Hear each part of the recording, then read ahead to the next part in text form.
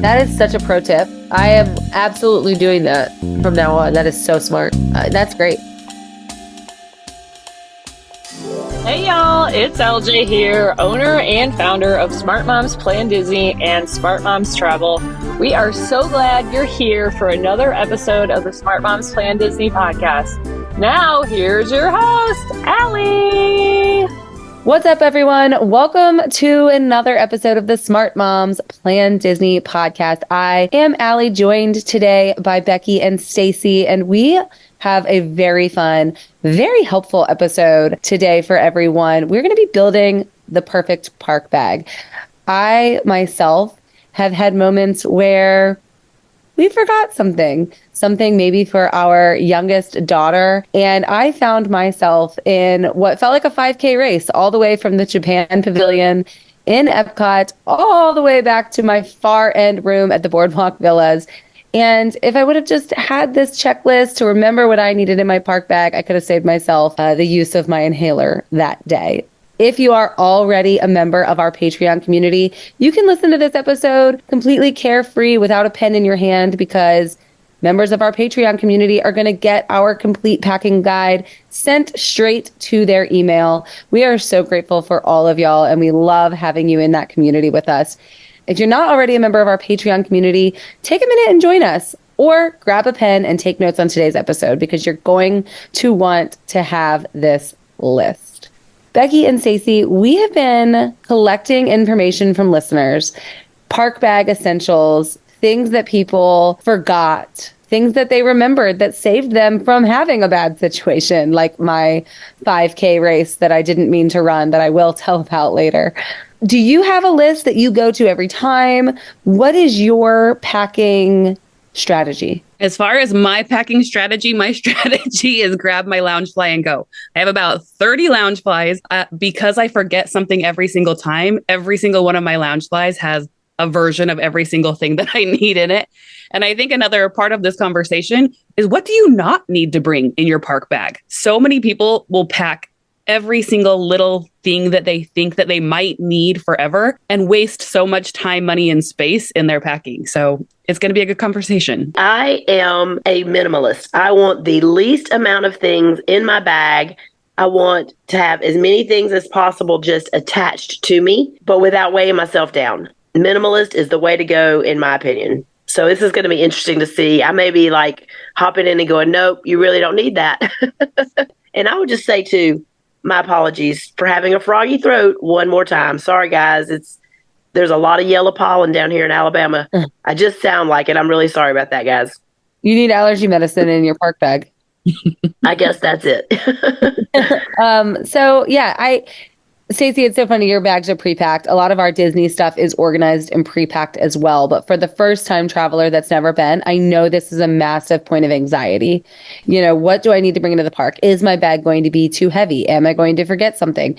What does your park bag look like? Becki, I know you just said you always take a Loungefly. And of course, we know you love Loungeflies. And for listeners that truly are new to Disney, Loungefly is a brand of backpack.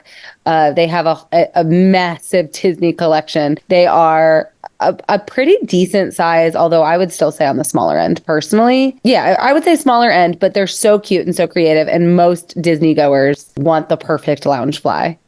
But I think they're a little small, and I think the straps are a little uncomfortable. That's fair. As a family, it's me and my two girls who collect Loungeflies. My son does have a Loungefly, but collectively we have about 30 Loungeflies, which I get is excessive. But the individuality of it, like how we get to play into our Disney bounding with it, the theming of them, we never run out of space in our Loungeflies because we recognize we're not taking a sweatshirt in our bag. We're not taking big things. We have a water bottle that fits in it perfectly. We have just enough space, but also small enough that it doesn't feel bulky. Like we have to go drop it in a locker at any point. Like we can take it on every single ride with us. It's great that way. That's a good point too.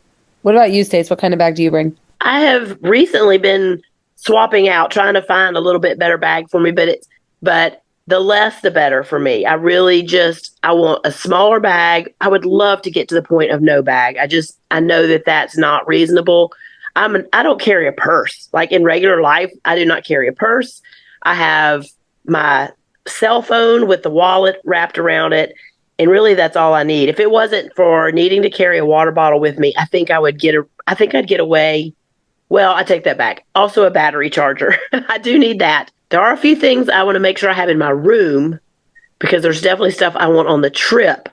But far as taking things into the park, I'm going to probably say, yeah, you don't need that. Yeah, it's an interesting conversation because you have older kids, so an important piece of this conversation and point of this episode is if you have little ones, your list is going to be a lot longer. Their needs are just greater and more demanding.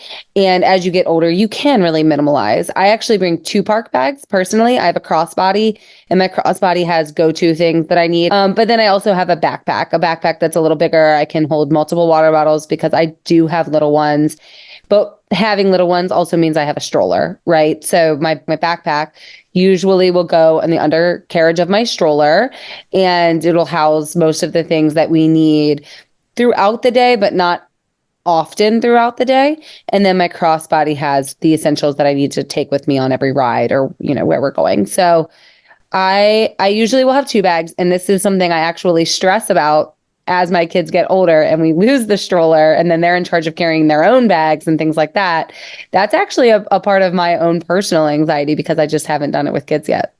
It's actually reassuring for me to hear you say, Becki, that your kids all have their own Loungefly that they're responsible for. I'm like, I can't imagine my kids getting to that point. I love that my kids carry their own stuff. And it's gotten to the point that I don't even have to worry about the little things because being teenagers, they are thinking forward about the things that they need, which is fantastic. But as you were talking, Allie, I was thinking back to stroller days, and I, walking around the park now, am so jealous of people who have 2 bags like that. Like they have the bag that's in the stroller, but they also have like a Lululemon, like everywhere belt bag kind of idea. That's what I have. And I love that size and wish I had that when I was in toddler stroller mode. It's so funny because it's the crossbody belt bag now, right? And I have one, most people have one. I actually have a team member, a friend of ours, Danielle, got me one with a really cute happily ever after graphic on it. And I love that crossbody. I use that in the parks now. But my mom, when I was little, she had I would love to have this. I'm sure maybe it's still at my parents' house, but if it is, it's probably beat up. It was like a leather fanny pack, right? Which nobody really uses a fanny pack anymore, but it was a leather bag. I feel like you're making fun of my age now. A little bit.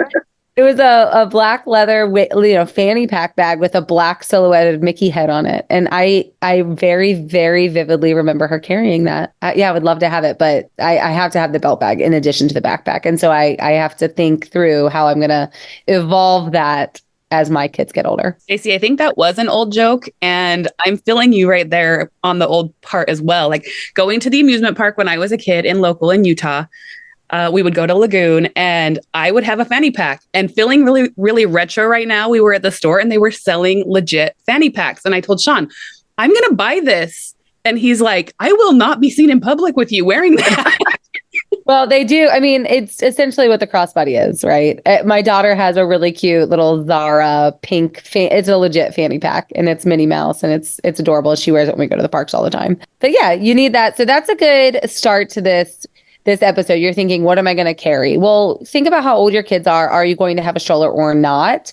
You want your backpack to be comfortable, right? Like a thin leather strap when the bag gets heavy, that's going to kind of weigh on your shoulders. You're not necessarily going to love that. So think about your body, how it fits on your body, and how functional is it for your day.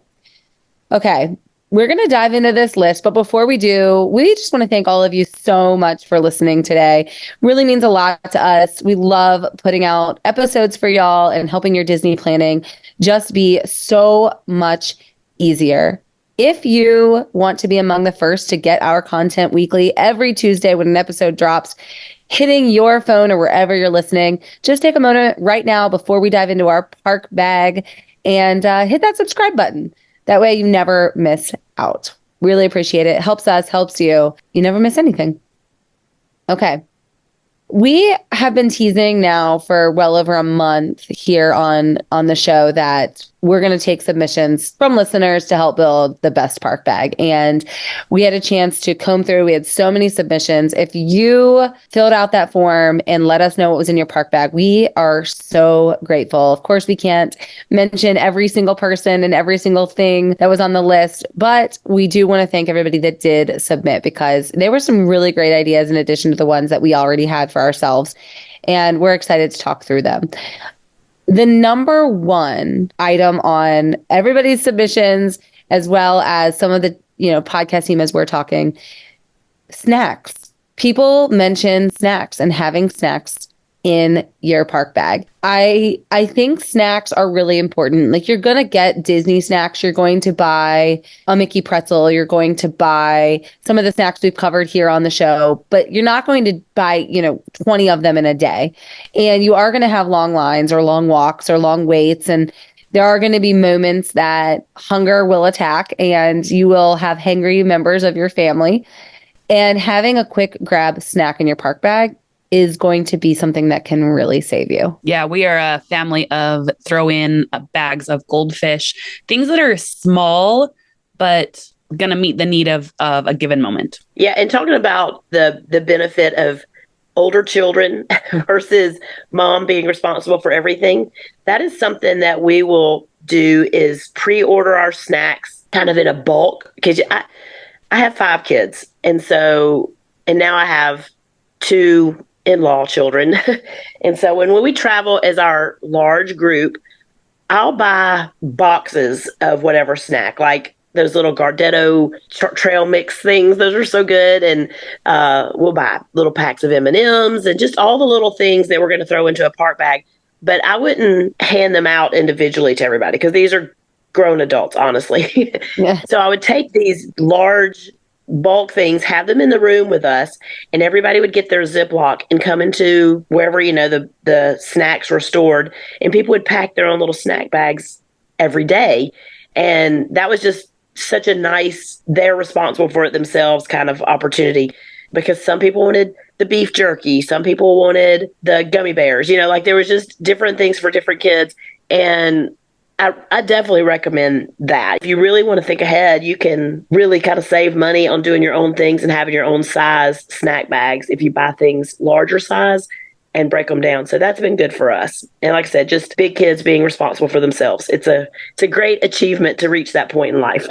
Yeah, some good ideas. Peanut butter crackers pack some protein. And one of our listeners, Tamara, she said that they found that their breakfast was really low on protein, and they had beef jerky sticks, which Stacy, you also mentioned, and that was a great thing to kind of help their energy, because Disney is really draining. And so having something with protein.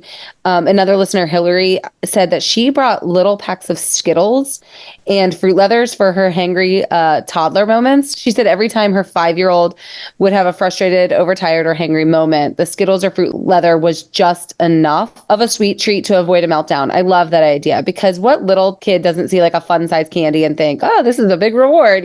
My son definitely would. And anything to offset those moments that are going to come. And another listener, Elena, said that her kids were tired and hungry before a super long wait for a Toy Story ride, and she didn't have snacks. So there was the flip side of the conversation. She said she wished she would have had even just a small sucker to entertain them or tide them over just while they were in the line. So for the older members of your family, you're probably looking at a protein-packed punch. And for the little ones, you just want something that feels like a reward, right? Like a mini candy, a sucker is a great, we always have those reusable suckers. We usually get like a Disney theme that, you push the button and it opens. And then when you unpush the button, it seals, so you can have the sucker throughout the day. And my kids usually have those on our trips, and they're really great. That's awesome. I also was thinking that Skittle idea is great, because Skittles are going to give you a little burst of energy from the sugar, but not going to melt like chocolate might, right? Thinking, right, you don't want chocolate in your park bag, especially in the summer heat. In the winter, you can maybe make it work, but not in that summer heat. I wonder how many people have brought chocolate into the parks and then had a mess in their park bag. That happens. And thinking through, meltability in your snacks is really important in a place like Florida. Yeah, snacks are a no-brainer. I would love to know too, as we're going through this, because I did sort of pull the list together based off of our listener feedback. So from you both, I would really love to know if you're more a take it or leave it on these items. If I go through something that you're a leave it behind, you don't agree, I want to know, because there's a lot. If you bring everything on this list, you're going to need a pretty big bag. Although I think I do bring everything on this list.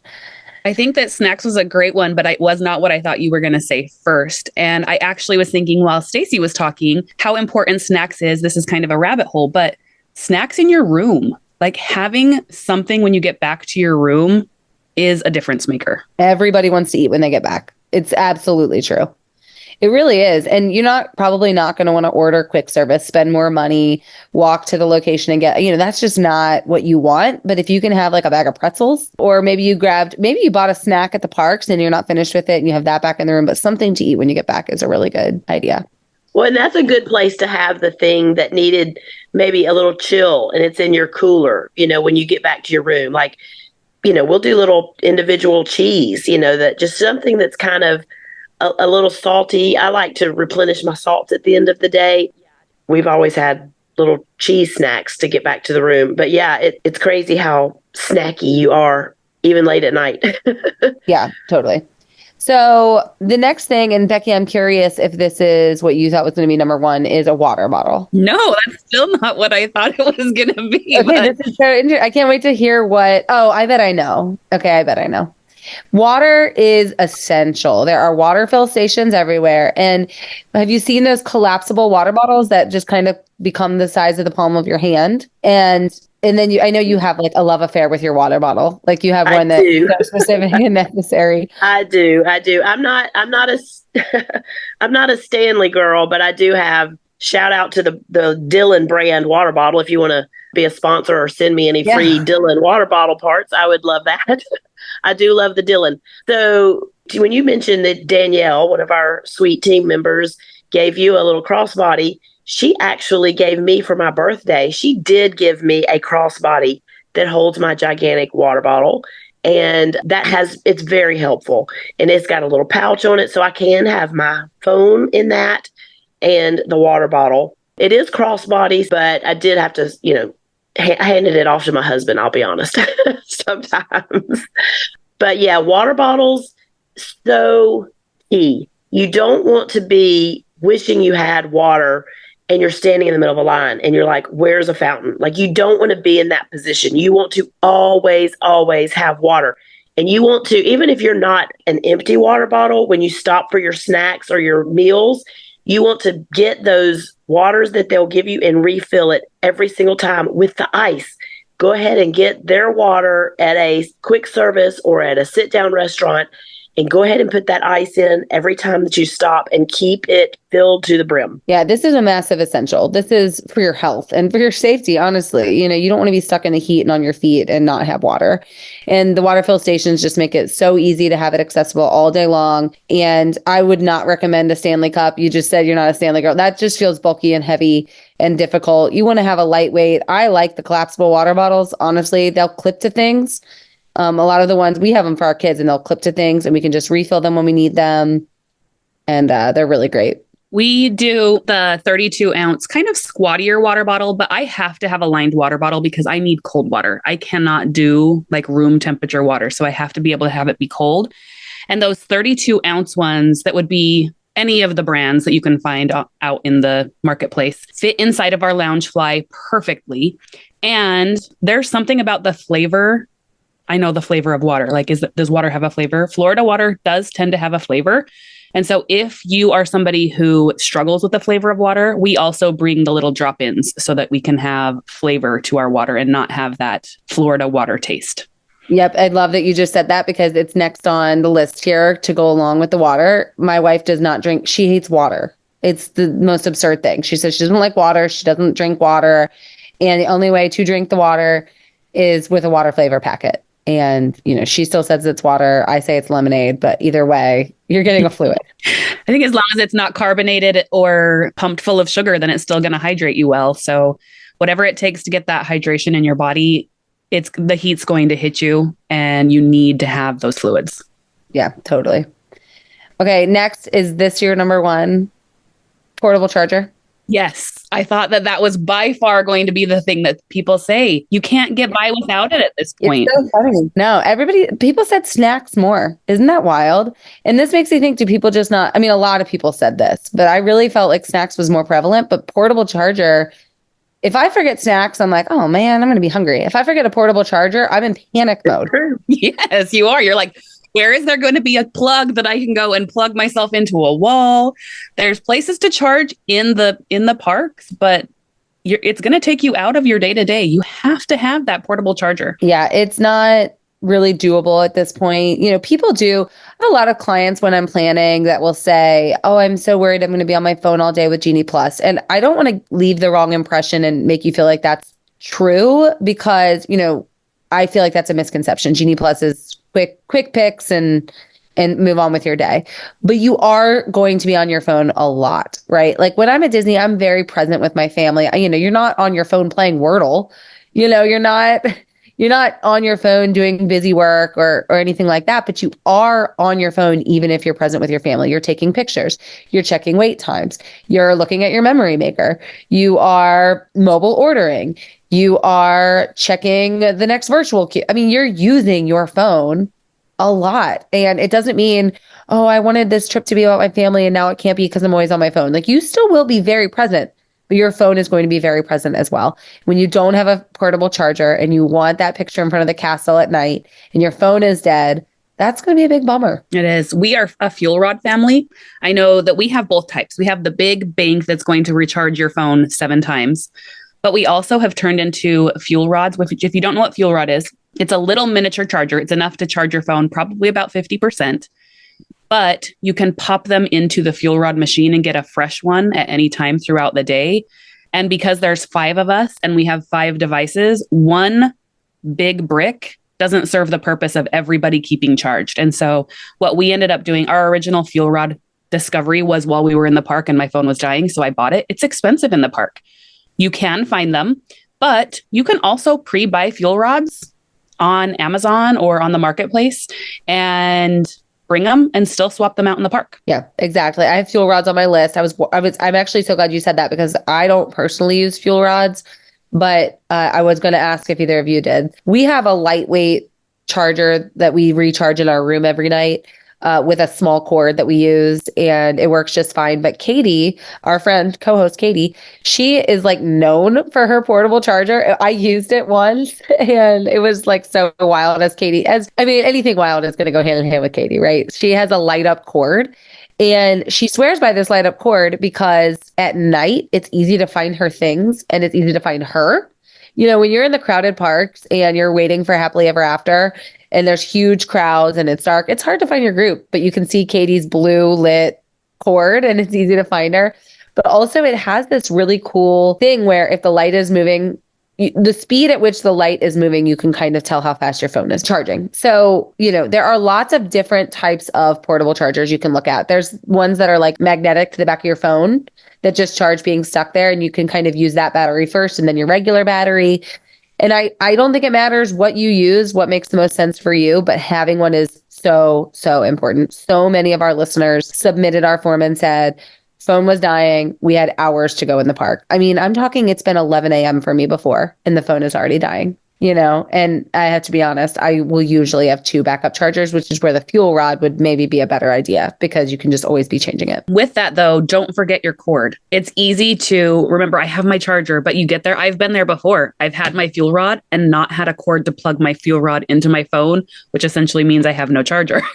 So making sure you have those, and you don't need a 10-foot cord. Like think through how you're going to manage because sometimes those big bulky cords can also be a hindrance. I actually got stuck in, was it Flight of Passage? My cord got stuck and wrapped around the bottom of the container and I was pulling out. And I was in that panic mode, like, oh my gosh, they're coming to load. And I couldn't get my cord out of that bottom. So think through what size and all of those different pieces, what's that going to actually look like in the park? Yeah, there's nothing worse than getting your charger and then not having a cord. I mean, that's like the worst. There are 2 components you need, so make sure you have them. Well, and I like to make sure I have a wall socket so that when I'm at ABC Commissary, throwback to the last episode here. If you haven't listened to that, Quick Service Hollywood Studios. Go ahead and check that out. Yeah, I like to be able to not have to use my battery pack, and I can use a wall when I'm there, so go ahead and do that. So I like to have, we call it a fire hydrant, actually, the little part that plugs into the wall. And then I actually, Becki, you said not to have a long cord. We actually do use a little bit longer cord. It's probably not a 10-foot, but it's probably a 6-foot, so that I can keep my charging block, the little bank, in my backpack and still have it come around to my phone, and I can have my phone in my hand or in my front pockets. I will say that, the longer your cord is, the slower the charge most of the time. It needs, the shorter the cord, the quicker it will charge. But when you sprinted back to the room for your inhaler, we have definitely had to sprint back to the room for charging pieces. Yeah, that's tough. I always just make sure my cord, this is like my little pro tip. I have the portable charger in my back pocket, and then my phone in my front pocket, because to put them in the same pocket is too bulky. So I just have to make sure my cord can nicely reach from my back pocket to my front pocket. That way I can just kind of walk with both things stored snug. Well, that's going to be a much smaller cord for you than it would be for me. I usually use about a 3-foot cord, between a 1-foot and a 3-foot, but just know yourself. Try it out before you go to the park. Like what do you envision your charging situation looking like? I definitely don't want like a massive cord that I have to like wrap around like a scarf and like a belt to make it make sense. But maybe that's what you need. Okay.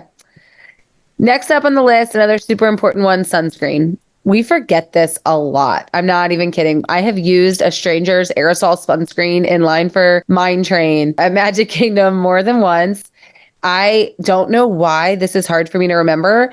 When we're at the pool, of course, we have our sunscreen. Sometimes when we're just jetting off to the park, I forget that we're going to be out in the sun and it's going to be brutal, and those sunburns will ruin your vacation. Like, there's nothing worse than a really bad sunburn on day one, and then you can't walk or function for the rest of the trip. It's so hard. You have to have sunscreen. I'm not even going to ask if that's a bring it or leave it, like, because you have to bring it. Don't be silly here. But what kind do you bring? Do you bring lotion, sticks, sprays? Like, what is y'all's go-to? Actually, we in Disneyland just the other week, I had to go buy something for my husband. I felt like I was going to just get away without it. I am married to a blonde hair, blue-eyed husband, and he really needs the sunscreen no matter what. We went and we just bought what was available, which ended up being a stick. So, and it saved the day. Normally, I mean, it really doesn't matter. Just whatever kind you can take in your bag and use. That's the main thing. I would say probably most often it's a spray, but the key being whatever works for you. That's the one you should take. I have 2 redheads, and redheads scream like you need to put sunscreen on them. They are just our freckled little babies that we should have invested in, like Banana Boat when we were having kids, because it's just essential. I actually prefer the spray, but the struggle that we run into is I find out we run out of it faster, and the spray tends to get in their eyes worse. And so then they end up with drippy eyes and it bothers them. So we've kind of shifted and basically use regular lotion at every point now. I don't like lotion. My kids are still the age where I need to do the sunscreen. My older daughter is kind of doing it on her own now, but then I have to give it like a 1-over check and make sure. And the lotion just takes me 500 times longer. So I am absolutely team spray and face stick. We always have a face stick. I can quickly reapply nose, ears, eyes, because those areas, you just don't want that sunburnt. And then we just do really fast sprays at bathroom breaks, and that helps us with little ones. We had a listener, Amy, and she said that she uses little travel-sized lotion bottles to fill with sunscreen. And I actually had another friend do that once, and it exploded in her bag. I guess this would really depend on the type of small lotion bottle that you're bringing. You want to make sure that they're not going to explode, because sunscreen in your bag, number one, then you're not going to have your sunscreen. And then number 2, you're going to have a mess. So you want to make sure if you're repackaging your sunscreen, you're doing it in a way Amy also suggested bringing chafing balm. She said she forgot it once and she was waddling like a penguin all day. That is one that it's like a thing that you don't necessarily need in your everyday life. But when you're putting yourself in a situation like you're walking through these big parks for hours and hours on end, chafing is just, you can't. you don't want to be stuck in that position. Yes. And not just for the mom, like for everybody. My son is 14 and midday, especially if you've gone on a water ride, oh my gosh, walking in general, but if you've gone on a water ride, you have to have the body glide stick. My kids all have a body glide stick of their own at this point because it really is that big of a lifesaver between having to think about being uncomfortable or just going through your day. Oof. Yes. And it's not just that like your skin is rubbing. It is like from the seam of your shorts, the seam of your pants. The seam will make you so sore. If you've never experienced it, it is a misery you do not want to experience. So yes, there's Gold Bond is a great little product. I mean, there's lots of little products that you can use. And it is, I mean, you don't know how badly you need it until you have had an experience without it. So definitely that is in our park bag, especially in our room. But having it to be able to reapply in the park is a great idea. Absolutely. And another thing that kind of goes along with this, like heat and body and kind of this conversation that we're having. And this is another one that if you forget it, this would be kind of a bad, you don't want to forget this, is like a mini deodorant. You can get the little mini aerosol deodorant, doesn't take up much room in your bag, and you're going to want it. Like there's nothing worse than like midday, you're smelling yourself and you're hot. You want to be able to just reapply. And I have forgotten that before. That's not a fun one to forget.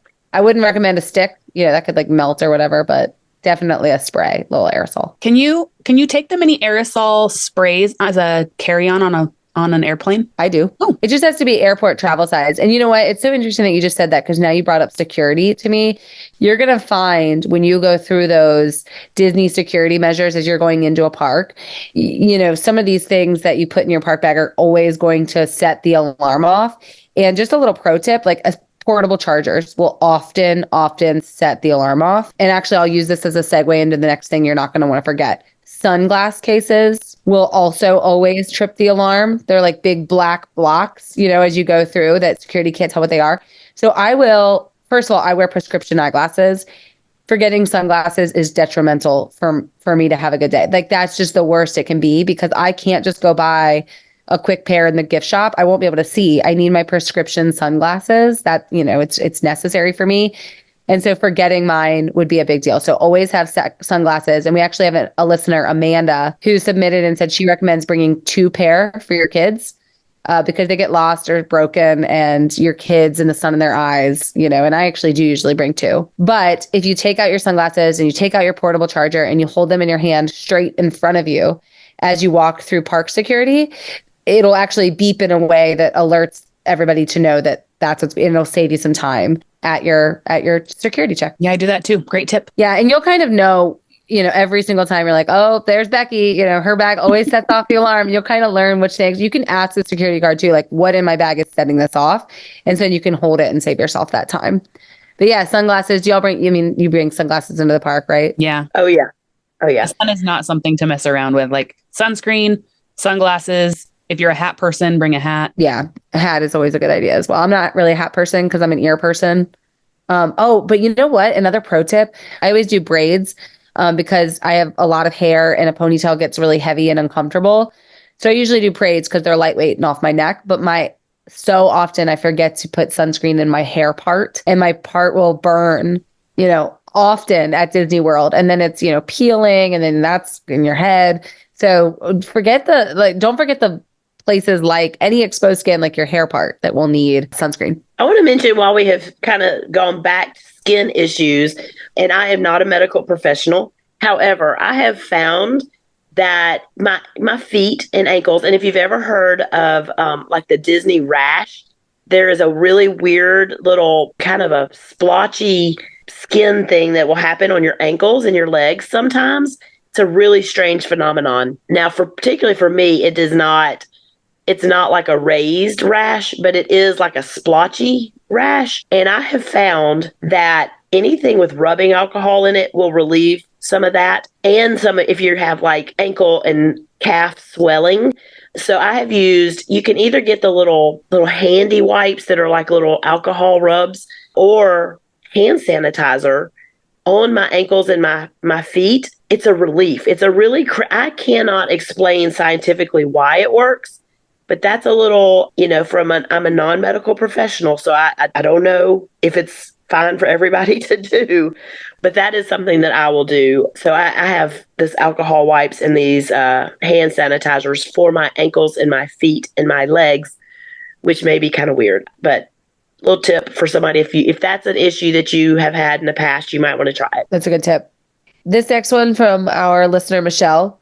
I'm wondering if this is a bring it or leave it for y'all. This is a leave it for me. I've never thought of this, but it was an interesting conversation. She said she always brings flushable toilet seat covers. No. I think they provide those in the bathrooms. They do. If you're worried about it. Yeah. I don't think that I would pack that. It's a leave it for me. Yeah. But I thought it was interesting that people are bringing those. Okay. A definite take, all the medications and Band-Aids, right? You need blister Band-Aids, regular Band-Aids. Have you guys ever used liquid Band-Aid? I have not. No, I don't know that one. That's not for me. I usually let my kids pick out some Disney themed Band-Aids before we go on the trip, and we pre-pack a little medicine bag. Dramamine, ibuprofen, Band-Aids. Those are going to be like your trifecta to me that you need in your medicine bag. Neosporin maybe, but that would even be lesser than the other three things. Pepto. I was going to say on the medicine side, absolutely. Pepto and pain reliever. You need both of those things. Your body's going to be going through different water, different foods. Somebody's going to get a bellyache. Yeah, that's true. So much sugar. Mm-hmm. Pepto, ibuprofen, or Tylenol, Band-Aids. So many of our listeners, we had a listener, Sam, said that her father-in-law got a blister an hour into their park day, and without blister Band-Aids, never would have made it. My oldest daughter, when she was about 4, we always theme our kids in outfits for Disney, and she was dressed as Cinderella in the pink dress before it gets all tattered up, and she looked so cute. And she had on these little black, this was our fault. This was really silly. She had on these little black, like Mary Jane type shoes that looked perfect with the dress. Terrible foot attire for the parks. And she got a blister. She was crying so, so badly. I remember we had to stop over by Cosmic Rays and just sit there to let her feet rest. And my wife went and bought a pair of Disney Crocs. Totally messed up the Cinderella look. But having good footwear matters, and she had to change in those Crocs, and we had Band-Aids, put them over it, and she was able to survive the day. But she needed a shoe at that point that didn't have a back because her blister was so bad. I am huge on shoes, man. I have gotten way too old to worry about what's necessarily cute on my feet, and comfort is key. And I have can I do another shout out? I would love for these companies to hear me, but UFO's brand shoes, they have changed my park feet. I'm so thankful for those. And I know there are a lot of really, people have shoe choice is very personal. So I know there are a lot of different options people are choosing, but that is something people I see asking all the time. What kind of shoes do I have? I like to be able to have this brand that I can wear as a flip-flop, I can wear as a tennis shoe type. But man, that is so key, because you have one bad day with blisters or sore feet, and that will ruin your trip just about faster than anything else. Yeah. I think if you get a blister, though, and you don't have these things, you should know that Disney has first aid stations that you can go to get some of these things that if you happen to have forgotten them, you can get them if you need them. Yeah, exactly. There are some things that you can get that Disney will provide. We didn't have Motrin at the Halloween party last year. We were able to get some at the medical center.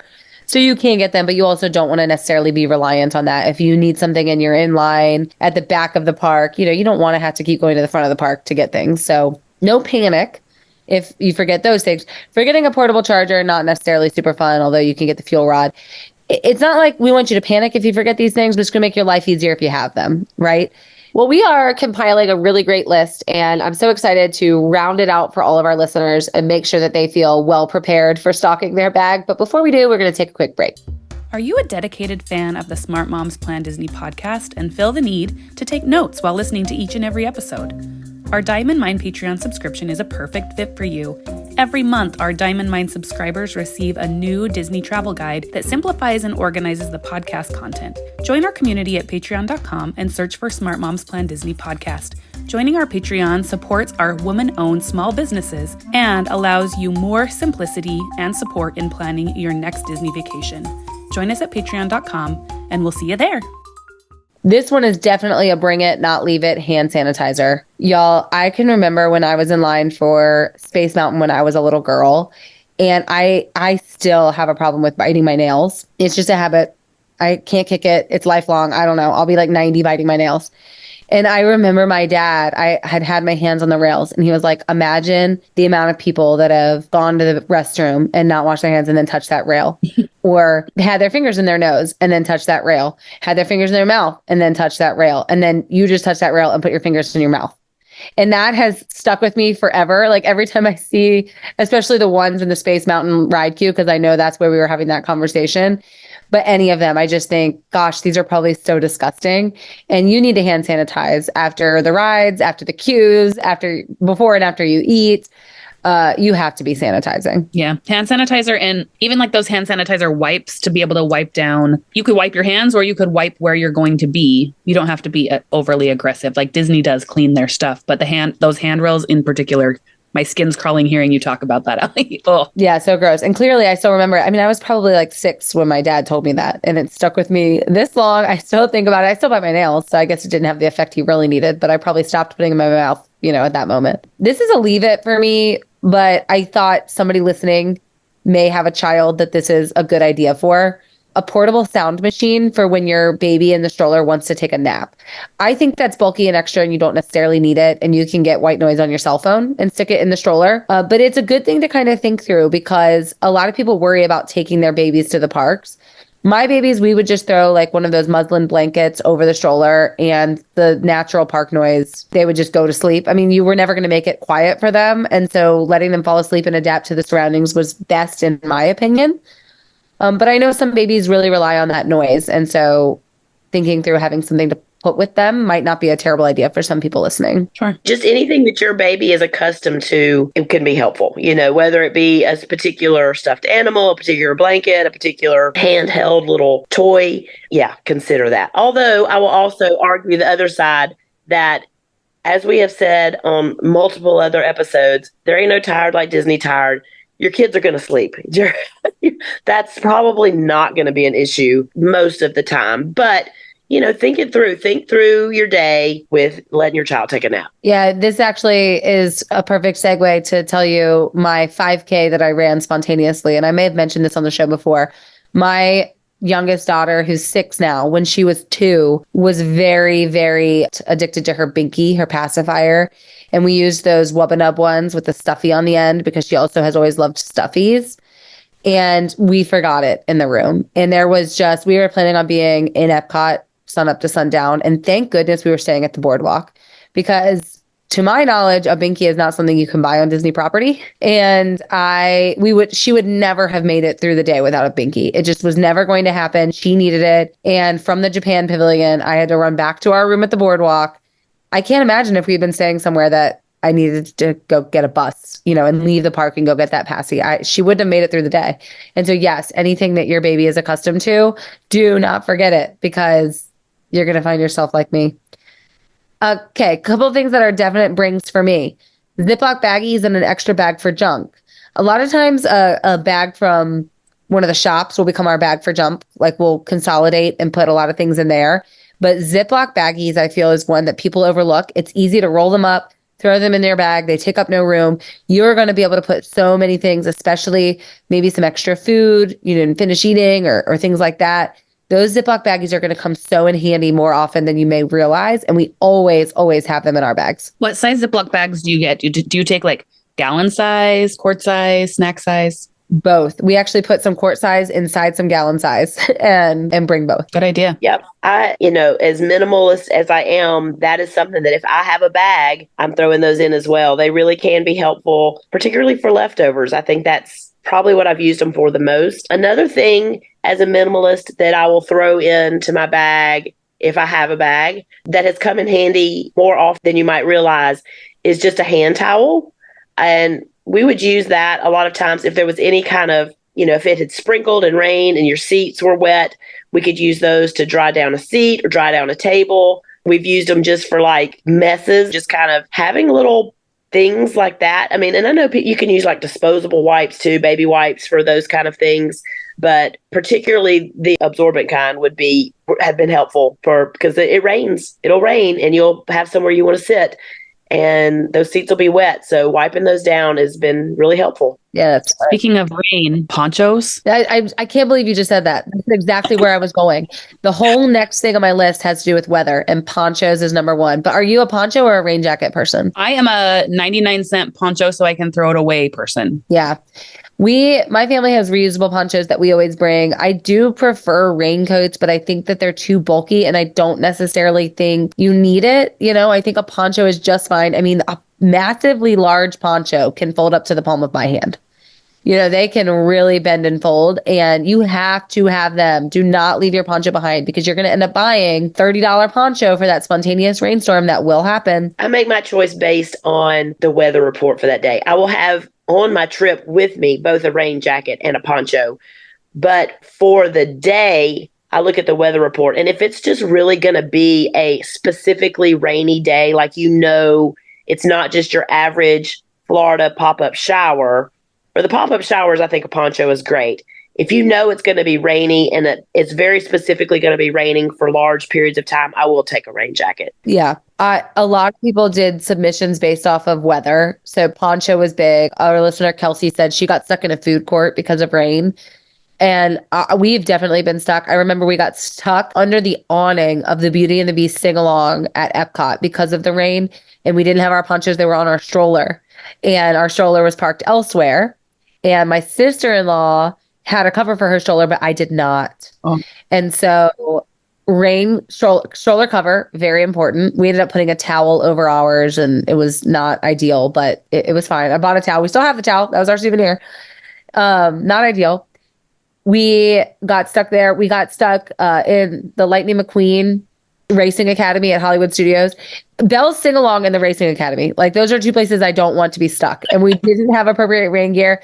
Plus, Disney doesn't necessarily let you take shelter. Like, they don't let you just stand in doorways and stand under awnings because it rains. They're like, sorry, you can't stand here. You got to keep moving. And so, like, we were in the Rock and Roller Coaster gift shop trying to escape the rain. They were like, no, you can't be in here. You have to leave. If you're not actively buying something right now, you have to leave. You can't just be in here. They don't just let you seek shelter from rain. It rains too much and there's too many people. So you have to be prepared. Our listener, Natalie, said that at home, she always packs extras of things. And when she goes on vacation, she wants to make sure her bag is ready to grab and go, especially when she knows she's going to rope drop in the morning. And when she went to Disney in December, she did think about rain. And she brought a stroller cover and she brought everyone 2 to 3 ponchos and 3 umbrellas, which I think is overkill. Like, 3 umbrellas in a bag might be a lot, but she was just over prepared. And I get it. You get worried. But other things to think about with weather, she said her shoes also ended up getting ruined. That's a big deal. My shoes got wet on a trip recently and then they smelled the rest of the trip. That was awful. So backup shoes, dry socks, having dry socks in your bag and a pair of flip-flops for the rain. Like, we'll change into our flip-flops while it rains, the water resistant ones, and then back into our tennis shoes when the rain is over. I think that's a really good idea. Another listener, Jillian, said she had wished that she had another pair of shoes when it was pouring rain at Magic Kingdom because she was staying all night for the Halloween party. So she had done all day at Magic Kingdom and then had wet shoes for the party. That's miserable. It is. Being wet in general is just miserable. And so the poncho, not just for the rain, but also consider it for a water ride. Like, if you're going to do a water ride early in the day, that's me. Like, it could really ruin your day if you get completely wet. We were traveling with our good friends and we went on Cali River Rapids early in the day, and she didn't have chafing cream. She didn't have a poncho. Like, essentially, she bought herself an entire new outfit, which ended up costing way more than necessary because it was exhausting and so uncomfortable to be wet. Yeah, I mean, Disney is amazing. And for the most part, everything's going to be magic, but it's not magic when it comes to weather. Weather is what it is, right? You can't avoid the heat waves. You can't avoid the rain. All you can do is prepare for them. And then you can continue the magic, and for any smart moms, travel agents listening today, the Hidden Mickey is magic. Prepare for the weather. The rain is coming. And I know we already talked a lot about heat, but another thing to consider putting in your park bag, especially as we're talking about weather, a neck fan or cooling towel. I don't use neck fans. My hair gets caught in neck fans. Yeah, we don't use neck fans. We actually Disney sells these really massive, just fans that open, kind of like, I don't know, I think about like the folded paper I did in elementary and what it looks like. But it's just this massive fan that folds quite small. It fits in my Loungefly perfectly. but it moves air. Like we can fan that and it will move air for our entire group. Yeah. Then your arm gets tired. Then you pass it off to the husband. Whose turn is it to fan the family? We use cooling towels. If you've never used a cooling towel, they make a huge difference. Disney sells them, or you can get them ahead of your trip. You basically get them wet and then they're cold and you put them on your neck, and it can drop your body temperature significantly. In the dead heat, cooling towels are so important. And if you have long hair like me, hair ties. Hair ties in the park bag, so important. You know, I may have my hair one way, but it needs to be another. Hair ties can break. If my hair tie breaks and I need to fix it and I don't have a hair tie, I'm going to be miserable. So I know that this is a park bag episode, but I feel like it just goes to what we talk about all the time is your resort choice. And you're talking about things that when you're getting overheated and you're there in the park, like I love to just be able to go back to my room in the middle of the day during some of these times. I have put ice water into an ice bucket back in my room and have hand towels or little washcloths sitting in those. And so that when I come back, I have those ready to go. And I'll just sit for 30 minutes back in the room with cold washcloths on my feet. And it's just such a nice break to be able to do that, or, you know, just have them on my leg, and I'll just sit in the air conditioning for a little while. And then I'm rejuvenated and I'm able to go for the rest of the night after that. But that also for swapping out your clothes, you know, like just getting sweaty and gross. Sometimes just going back to the room and putting on a fresh t-shirt, or, you know, changing into a different pair of shoes that rubs a little different, you know, even if you're not rubbing blisters, just having a different feeling shoe on your foot can allow your feet to feel a little more rested.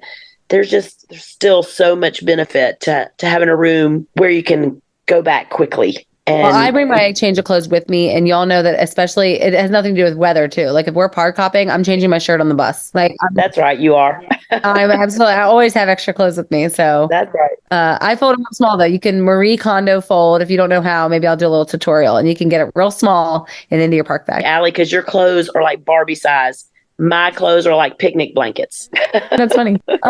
Okay. A couple more essentials that I think, and then to round out the list, I have some things that I want to know. Is this a bring it or leave it for you? Because I think we've already covered some things that I'm like, yeah, I wouldn't bring that.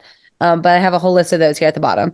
The last two essentials, I think, as I'm looking here, chapstick. Yes. Yep. I think it's an easy one to forget. Yes. And your lips are going to need chapstick. And I actually have a chapstick that LJ gave me, and it's from Basin, and it has Daisy Duck on it. And I still have that tube of chapstick, and I'm hoping it's like my mission to not lose that one tube of chapstick and use it all the way to the end. Like, have you ever kept a chapstick all the way to the end, or do you always lose it? Because this one from Basin, which is a Disney store, I love, and I always have it at Disney World. But you can't forget your chapstick. It's very important. It's true. As the Floridian in this group, also on your chapstick, do not leave your chapstick unless it is a liquid chapstick in your car, because the heat will melt your lip gloss. I can tell you how many I've thrown away because I left it in my car, the sun baked it, it melted it, and it's everywhere. Yeah. And then the other one that's an essential, depending on time of the month, women, ladies, don't forget your tampons. That's a terrible thing to forget if you know that you're going to need one. Yeah, you can get them at Disney, but you're not going to want to keep going and getting the free little ones that are probably going to be the cardboard tubes that hurt and aren't ideal. Pack your tampons ahead of time or get them delivered to your resort, and make sure you bring them with you, because being stuck without sounds absolutely miserable. Okay. Do you think that covered all the essentials? Is there anything on there that we didn't say that you're thinking, wait, you have to bring that? I think it's a great list. Yeah. It really covers organization, entertainment, hangriness, weather, medical, those are the categories you really want to cover. So here's a list of extra things that you may want to consider if they make sense for your family. Gift cards for your kids to spend money. Is that a bring it or leave it for you? It's a leave it for me. Anything that can be lost makes me nervous, especially when it's the money. I mean, I guess if you're managing it right and know that you could move it to another gift card if needed, if they lost their card. But we're just not a cash family. In fact, my Disney park bag is basically where anytime we need cash, it's like, oh, Mom's Disney bags probably has some cash in it because I have so many bags stored everywhere with all the things. But anything that can be lost that way is just, we've lost money in Disney before on a ride, and it just ruins your day. Yeah, I guess the pro tip there is if you are going to do gift cards for kids, make sure you load them at disneygiftcard.com so that you can, if you lose them, easily transfer the funds so that somebody doesn't take them. But it's probably a leave it for me as well. I mean, we have Disney gift cards I bring, and I guess I could let my kids have them. It is a fun way for them to learn to manage money, but it's not an essential. What about you, Stace? We have done it in the past. I am just out of that phase of life right now. All of my kids have jobs and have their own money and their own forms of payment at this stage. So, but I can say that I have done it in the past, and it's, something to consider. I think it's, probably just a personal choice for how you deal with money, but definitely I would not say it's essential. You don't have to have it. Yeah. Okay. What about air tags for lost bags or strollers? That's a new thing, and I think it's pretty genius. We have one, my sister-in-law, she uses them, and it has come in handy for sure with trying to find a bag that was sat down in a restaurant and being able to find it later, like, walking out too far and then just realizing it, like, oh my goodness, got to go back and get my bag, and knowing it was still sitting there just in a quick glance was really nice. We have the keychain holders for our air tags, and I have one that lives in my Disney park bag, and it's attached with a key ring to the interior zipper, and it's just always there. I don't have to remember it. It's up there right now, and I absolutely don't think I would go without it. It's essential for me. As a newer Apple, I've only switched over from Android to Apple in the last year and a half, and I think it's pretty cool. I have a friend who has one in their car, and so they never lose where their car's parked. Like, there's really cool uses that people are using for AirTags. I think it's cool technology. Yeah, they're smart. Okay. Kleenex, tissues? I think it's a good, but I don't think it's a make or break. Yeah. Yeah, it's definitely not make or break. You can get something anywhere, but it's something to keep in mind. Okay, paper maps. You gonna grab them at the front and throw it in your park bag? Historically, I have been that person because I do love them. Similar with like the book that they give away for the Epcot festivals. It's just extra wasted paper at this point for our family, but they're fun souvenirs. Okay, here's one. Reusable straw. I'm getting to that point. I really hate those paper straws. I really do. I haven't done it yet, but every time I'm using a paper straw, I kind of wish I had one. I have mine, just like my AirTag, is on a key ring, and it came from Target. It's metal. It's collapsible, so it goes down to the size of about my pointer finger, and it's in a case. So the case screws on, you unscrew it, pull it out, expand the straw, metal straw every time. You don't have to deal with the paper. It's essential for me. And I have a silicone one that goes in, that squishes down into a little case as well. Yeah, we always have them. Yeah, if you didn't already know, Disney uses only paper straws, which is great for the environment, but I recommend bringing a reusable one. Okay, our listener Amy said peppermint oil to help with her nausea. I thought that was a smart thing to consider because there's a lot of nausea that goes on with rides and sugar. Our listener Sam said entertaining things for the kids. So a card game like Uno or Disney I Found It to pass time at sit-down meals, or maybe Mad Libs or something to write with in line. Yeah, we like Mad Libs. We've had trips where I would give everybody their own version, and we'd take turns doing different books of the Mad Libs. Those are pretty fun. And I'm a save the space, use your phone. If you don't already use Heads Up, the app, when you're in the parks, there's a parks version, and it entertains our kids for hours. Even as teenagers, it entertains our kids, and it gets other people around you to join in. It's a great option. Yeah. We're also Heads Up. And then we ask for like paper placemats at restaurants, and we do like drawing contests and games and stuff. Okay. Our listener Rachel says batteries, especially to replace the bubble wands. I've never brought batteries into the parks personally. I've never brought batteries into a park either. And if your battery is running dead on your bubble wand while you're on vacation, my guess is it's a faulty bubble wand, and Disney will usually replace if you have a faulty thing that you buy. But if you bring them, I could see the benefit, but I wouldn't bring them. It's a leave it for me as well. I feel like those would get heavy as well. Yeah, it's a leave it for me. Okay, what about good markers or pens for an autograph book? Because our listener Roxanne said that she bought the Disney pens, and they were very expensive, and they died before the end of their 5-day vacation. That is so true. If you care about the autographs and you're going to do autographs in any sort of fancy way, make sure you have a pen, a marker, whatever you're going to do, a quality one that's going to last, and a backup. Yeah, backup. Have one and a backup, definitely. What about you, Stace? That's a take it for me as well. Well, we've just never been autograph family. I'd much rather have a photo than an autograph. So Gosh, it's never even crossed my mind to take anything like that. Now, I do like to have a pen because I like taking lists of things to remember to do, or I have a list for everything. So I will even in fact have like even little handy dandy notebooks and a pen with me in the backpack if there's something I need to remember. And even just regular life, like I might get a phone call or a text from some sort of regular life thing back home that I'm like, if I do not write this down, I will not remember that this phone call happened or that, that this thing. So I like to have a pen and paper anyway. Have you discovered Notes app, All right. Stacy? Look here. Do you know you can do this like digitally Look at here, this ladies. point? I feel like y'all are on the age thing a little too much today. Yeah, I guess your age can really determine what's in your park bag for sure. Okay, and the last one, Katie, fellow co-host, she says temporary tattoos with your phone number on it for your kiddos. She says she gets compliments from cast members all the time. It's great for getting separated from your kiddos.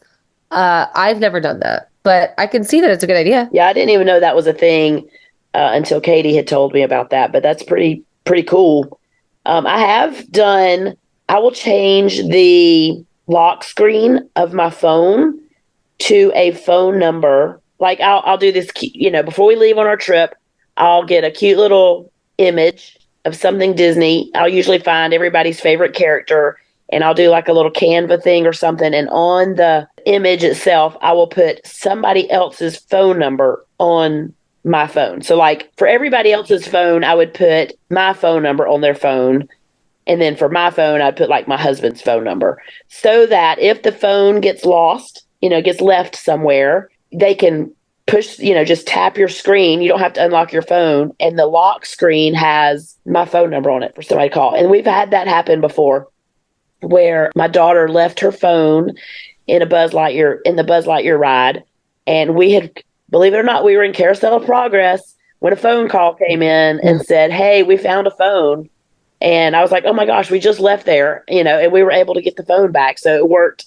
I was so proud that we had that. That is such a pro tip. I am absolutely doing that from now on. That is so smart. That's great. Something that we do that's similar to that is when I'm traveling with somebody, we always share our locations with each other. And so then we were able to do this when we were together at the conference last year. One of us had shared location and they left their phone on the Rise of the Resistance. And we could see her phone going through the ride as we were waiting for it to come back around. And so sharing your location is another way to keep track of where your phones are. Yeah, that's really great. Great advice. My dad lost his at Disneyland and it about ruined our day. He lost it in A Bug's Life and then he couldn't really enjoy anything the rest of the day. He was on a mad dash hunt looking for this phone. He did find it, but God, your tips would have helped a lot. Okay. That's it for the park bag. Those are great things. A couple other notes. We had one listener, Tabitha, say she thinks that you should organize all of your things in your park bags in see-through bags by category. So snacks, activities, medicine, rain things, and electronics. That's a great idea. Easy, instead of just piddling through and trying to find something in a big mad pile, having little bags that are easy to access and see, pull out exactly what you need. And those really are the categories, right? Snacks, activities, medicine, weather-related things, and electronics. Absolutely, those are those 5 main elements that we talked about. And then our listener, Elena, said, don't bring too much stuff. You don't want to carry around a big bag while traveling with your family and having an aching back. You definitely need to streamline with Disney. There are so many things you can buy if you need it. And that is just good advice. Think about the things that it wouldn't be make or break if you forgot. Think about the things that are going to save you and build your park bag from there. I think we did it. Anything else, guys, that you think you would add to your park bag? Nope. I just think also remember to unpack your park bag when you get home. Don't leave it in there forever. Or book your bounce back offer and keep it packed for your next trip. Well, and even just every night going back to your room, taking the trash out of your bag, just kind of cleaning it up. If you need to recharge your battery pack and then remembering to put it back in every morning, like there is a little bit of thought that needs to go back every day. It's nice when it can be pre-packed, but you can't always just leave it in overnight. You want to replenish your snacks, recharge your phone bank. We do it every night. I do my organization the night before. Yeah. So that the morning stressful. Exactly. Everything is done before. Recently, Athena Who, one of our listeners here on the podcast, she said, I love this podcast. I joined one of the Smart Moms Facebook groups when I was prepping for my family's Disney trip this past January, and I have been following the podcast since it has been announced.